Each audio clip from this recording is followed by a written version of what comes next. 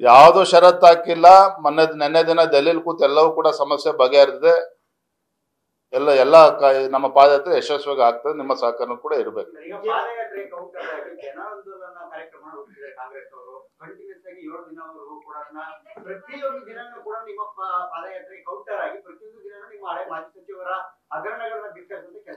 ಕಾಂಗ್ರೆಸ್ನವರು 8 ದಿನಗಳ ಅಥವಾ 7 ದಿನಗಳು ಆಯೋಜನೆ ಮಾಡಿರ್ತಕ್ಕಂಥ ಹಮ್ಮಿಕೊಂಡಿರ್ತಕ್ಕಂಥ ಕಾರ್ಯಕ್ರಮಗಳು ಅಥವಾ ಹೋರಾಟ ಏನಾದರೂ ಕರೀರಿ, ಅದಕ್ಕೆ ಅದು ಪಶ್ಚಾತ್ತಾಪದ ಯಾತ್ರೆ.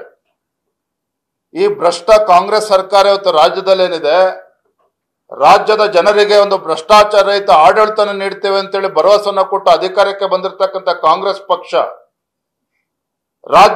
ರಾಜ್ಯದಲ್ಲಿ ಒಳಿತನ ಮಾಡ್ತೇವೆ, ಅಭಿವೃದ್ಧಿ ಕೆಲಸವನ್ನ ಮಾಡ್ತೇವೆ ಅಂತೇಳಿ ಜನರ ಕಿವಿಗೆ ಹೂ ಮೂಡಿಸಿ ಬಂದಿರತಕ್ಕಂಥ ಸಿದ್ದರಾಮಯ್ಯ ನೇತೃತ್ವದ ಕಾಂಗ್ರೆಸ್ ಸರ್ಕಾರದ ಒಂದು ಪಶ್ಚಾತ್ತಾಪದ ಯಾತ್ರೆ ಇದು. ಮತ್ತು ಎರಡನೇದಾಗಿ ನಮ್ಮ ಪಾದಯಾತ್ರೆ ಯಶಸ್ವಿ ಆಗಲಿ ಅಂತೇಳಿ ಒಂದಿನ ಮುಂಚಿತವಾಗಿ ಅವರು ಕೂಡ ಪ್ರವಾಸನ ಹಮ್ಮಿಕೊಂಡಿದ್ದಾರೆ. ಅವ್ರಿಗೆ ಒಳ್ಳೇದಾಗಲಿ ಅಂತೇಳಿ ನಾನು ಶುಭವನ್ನು ಹಾರೈಸ್ತೇನೆ.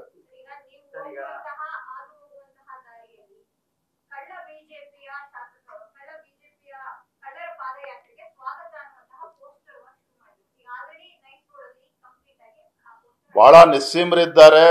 ಹಿಂದೆ ನಮ್ಮ ಸರ್ಕಾರದ ವಿರುದ್ಧನೂ ಕೂಡ ಪೇ CM 40% ಹೇಳಿ ಅವತ್ತು ಅಧಿಕಾರಕ್ಕೆ ಬಂದಿರತಕ್ಕಂಥದ್ದು. ಆದರೆ ಸರ್ಕಾರದ ಬಂಡವಾಳ, ಕಾಂಗ್ರೆಸ್ ಸರ್ಕಾರದ ಬಂಡವಾಳ ಈಗಾಗಲೇ ಬಯಲಾಗಿದೆ. ರಾಜ್ಯದಲ್ಲಿ ಮನೆಯಲ್ಲಿ ಇವತ್ತು ಭ್ರಷ್ಟಾಚಾರದ ಬಗ್ಗೆ ಮಾತನಾಡ್ತಾ ಇದ್ದಾರೆ. ಕಾಂಗ್ರೆಸ್ ಸರ್ಕಾರದ ಬಗ್ಗೆ ತೂಚಿ ಅಂತೇಳಿ ಉಗುಳುತ್ತಾ ಇದ್ದಾರೆ. ಹಾಗಾಗಿ ಈ ರೀತಿ ಅಭಿಯಾನ ಮಾಡ್ತಾರೋ ಮತ್ತೊಂದು ಮಾಡ್ತಾರೋ, ಆದ್ರೆ ಇದಕ್ಕೇನು ಕವಡೆ ಕಾಸಿನ ಕಿಮ್ಮತ್ತಿಲ್ಲ. ನಾನು ನೋಡ್ತಾ ಇದ್ದೆ ಮೊನ್ನೆ ದಿನ DK ಶಿವಕುಮಾರ್ ಅವರು DK ಶಿವಕುಮಾರ್ ಅವರು ಭ್ರಷ್ಟಾಚಾರದ ಬಗ್ಗೆ ಮಾತನಾಡ್ತಕ್ಕಂಥದ್ದು. ಭ್ರಷ್ಟಾಚಾರದ ಪಿತಾಮಹ ಅವರೇನು ಭ್ರಷ್ಟಾಚಾರದ ಬಗ್ಗೆ ಮಾತನಾಡ್ತಾರೆ? ಇವತ್ತು ಉತ್ತರ ಕೊಡಬೇಕಾಗಿರ್ತಕ್ಕಂಥದ್ದು ಸಿದ್ದರಾಮಯ್ಯನವರು ಉತ್ತರ ಕೊಡಬೇಕಾಗಿದೆ, DK ಶಿವಕುಮಾರ್ ಕೂಡ ಉತ್ತರ ಕೊಡಬೇಕಾಗಿದೆ. ಹಾಗಾಗಿ ಇವತ್ತೇನು ಸಿದ್ದರಾಮಯ್ಯನವರು ಮತ್ತೆ DK ಶಿವಕುಮಾರ್ ಅವರು ಮತ್ತೆ ಕಾಂಗ್ರೆಸ್ ಸಚಿವರು ಎಲ್ಲ ನಡವಳಿಕೆಯನ್ನ ಗಮನಿಸ್ತಾ ಇದ್ದೇವೆ, ಹೇಳಿಕೆಗಳನ್ನ ಗಮನಿಸ್ತಾ ಇದ್ದೇವೆ. ಇವತ್ತು ನಿಮ್ಮ ಸರ್ಕಾರ ಇವತ್ತು ರಾಜ್ಯದ ಜನರಿಗೆ ಇವತ್ತು ಶಾಪ್ ಆಗಿ ಪರಿವರ್ತನೆ ಆಗಿರ್ತಕ್ಕಂಥದ್ದು. ಜನ ಶಾಪ ಆಗ್ತಾ ಇದ್ದಾರೆ ನಿಮ್ಮ ಸರ್ಕಾರದ ಬಗ್ಗೆ.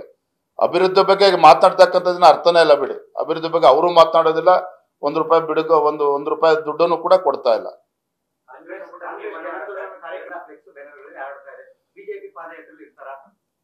ಯಾರ್ಯಾರ ಭಾವಚಿತ್ರ ಇದೆಯೋ, ನಮ್ಮ ಪಾದಯಾತ್ರೆ ಆದ್ಮೇಲೆ ಯಾರ್ಯಾರ ಮುಖದಲ್ಲಿ ಭಾವಗಳು ಬದಲಾವಣೆ ಆಗ್ತದೋ ಎಲ್ಲವನ್ನು ಕೂಡ ನೀವು ಗಮನಿಸ್ತೀರಿ. ನಿನ್ನೆ ಕ್ಯಾಬಿನೆಟ್ ಸಚಿವರ ಸಭೆಯಲ್ಲೂ ಕೂಡ ನಾನು ಗಮನಿಸ್ತಾ ಇದ್ದೆ. ಬಹಳ ಸಂತೋಷ ಮುಖದಲ್ಲಿ. ಎಲ್ಲೋ ಒಂದ್ ಕಡೆ ಬೆನ್ನು ನಿಂತ್ಕೊಂಡು ಯಾರ್ಯಾರು ಏನೇನು ಆಗ್ತಾರೋ ಗೊತ್ತಿಲ್ಲ, ಅದು ಕೂಡ ನೀವು ಮುಂದಿನ ದಿನಗಳಲ್ಲಿ ನೋಡ್ಬೇಕು. ಹಾಗಾಗಿ ಯಾರಿರ್ತಾರೆ ಯಾರಿಲ್ಲ ಅನ್ನೋದಕ್ಕಿಂತ ಹೆಚ್ಚಾಗಿ ಬಿಗ್ಗರ್ ಇಶ್ಯೂ ಈ ಭ್ರಷ್ಟ ಕಾಂಗ್ರೆಸ್ ಸರ್ಕಾರದ ವಿರುದ್ಧ ನಮ್ಮ ಹೋರಾಟ ತೊಡೆ ತಟ್ಟಿದ್ದೇವೆ. ಅವ್ರು ಉತ್ತರ ಕೊಡ್ಲಿ.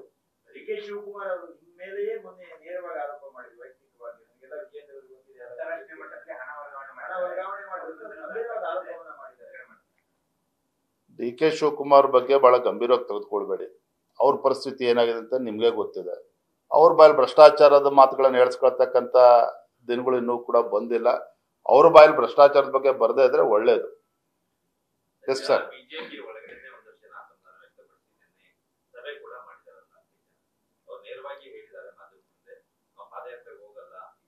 ಇದ್ರ ಬಗ್ಗೆ ಪಾದಯಾತ್ರೆ ಆದ್ಮೇಲೆ ಉತ್ತರ ಕೊಡ್ತಾರೆ.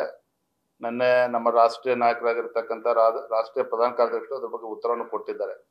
ಇವತ್ತು ನಮ್ಮ ಮುಂದೆ ಇರತಕ್ಕಂಥ ಗುರಿ ಈ ಒಂದು ಭ್ರಷ್ಟ ಕಾಂಗ್ರೆಸ್ ಹಗರಣಗಳ ಸರ್ಕಾರ, ಈ ಸರ್ಕಾರದ ಹೋರಾಟ.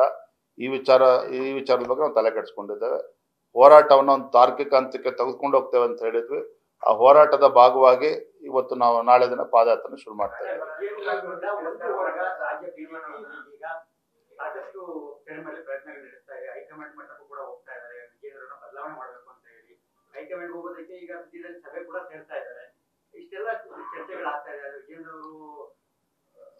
ಎಲ್ರಿಗೂ ಶುಭವನ್ನು ಹಾರೈಸ್ತೇನೆ.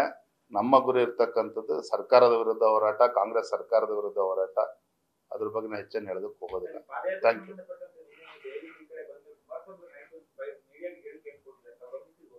ಈ ಪಾದಯಾತ್ರೆ ಬಿಜೆಪಿಯ ಪಾದಯಾತ್ರೆ ಮಾಡಕ್ ಹೊರಟಿದ್ರು, ಪ್ರೀತಮ್ ಗೌಡ ಮಾತ್ರ ಮ್ಯಾಟರ್ ಅಲ್ಲ ಅಂತ ಹೇಳಿದ್ದಾರೆ. ಅದಕ್ಕಾಗಲೇ ಉತ್ತರ ಕೊಟ್ಟಾಗಿದೆ. ನೀವು ನೋವು ಮಾಡ್ಕೊಂಡಿದ್ರೆ ನಂಗೆ ಅರ್ಥ ಆಗ್ತದೆ. ಮಾನ್ಯ ಕುಮಾರಸ್ವಾಮಿ ಅವ್ರು ಏನು ಕೆಲವು ವಿಚಾರಗಳಿದೆ ಎಲ್ಲವೂ ಕೂಡ ಚರ್ಚೆ ಆಗಿದೆ, ಎಲ್ಲವೂ ಕೂಡ ಮತ್ತೆ ಚರ್ಚೆ ಆಗಿ ಎಲ್ಲವೂ ಕೂಡ ಬಗೆಹರಿದಿದೆ. Thank you. Yes sir. ಮುಖ್ಯ ಹೇಳಿ ಸರ್. ಹೇಳಿದ ಫಸ್ಟ್ ಹೇಳ್ದ ಕೂಡ ನೀನು ಲೇಟ್ ಎಂಟ್ರಿ.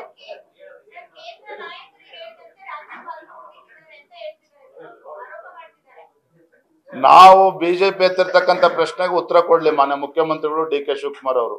ಹೇಳೋಣ ನ್ಯಾಷನಲ್ ನ್ಯೂಸ್ ಫಸ್ಟ್ ನಿರ್ಭೀತಿಯಿಂದ ನಿಮ್ಮ ಪರವಾಗಿ.